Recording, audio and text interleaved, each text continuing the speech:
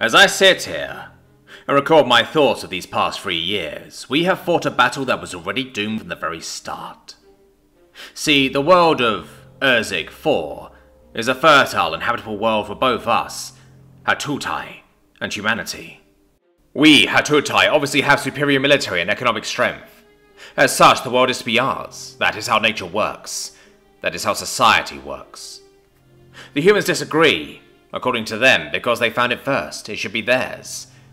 Besides this reason being problematic, it wasn't really troubling to us.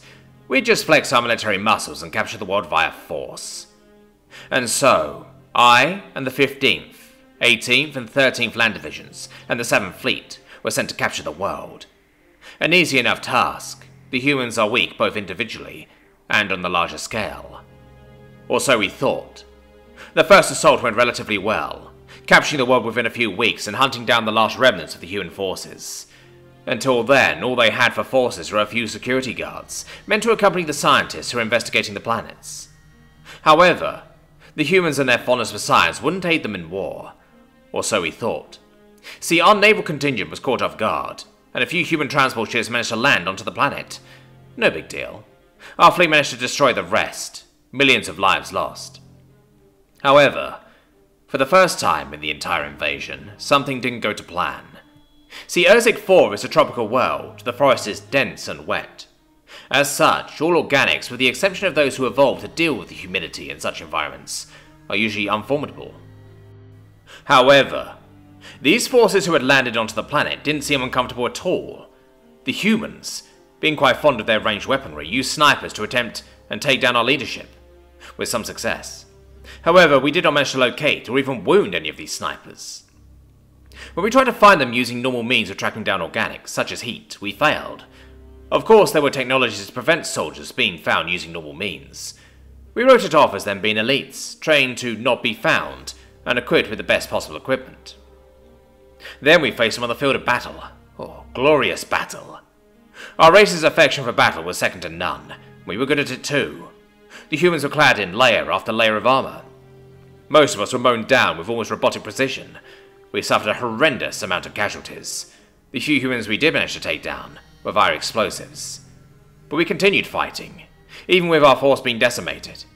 However, morale was getting lower and lower by the day. On the home front, some inferior races who we subjugated were getting courageous after seeing us lose. Of course, other military forces managed to subdue these rebellious outbursts. And so we marched on, their snipers picking us off from afar, and any skirmishes we did have with them were fought on their terms. Our victories were either incredibly pyrrhic, or we were defeated outright. They kept losing ground, they kept retreating, we kept advancing. However, war was around, they had nothing to protect, nothing to lose.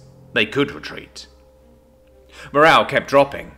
One more of these victories or another defeat, and they started mutiny. This wasn't a tangible enemy which one could defeat and claim victory over. These things came out of the dark and decimated our lines before disappearing into the jungle. We couldn't track them. We couldn't even try to shoot back. We were chasing ghosts. However, we were apex predators by nature. We would be victorious. As such, our commander devised a plan. A trap. We would lure them into a trap. 2 battalions of infantry would appear to be cut off and lagging behind. The ghosts would strike and try to decimate them. But the 2 battalions would be reinforced by the 13th and 18th Divisions, or what was left of them. It worked. For the first time in this entire damn war, we managed to capture one of them. We opened the tin can the human was hiding inside, only to find out there was no human. We had been fighting machines, walls of iron and steel. At this revelation, a large part of the 13th Division rebelled, aided by a smaller part of the 15th. And now I sit here, one of the few loyal remaining soldiers of the expedition sent into this slaughterhouse. Their fondness of technology, their reverence for life, most certainly does have its place in war.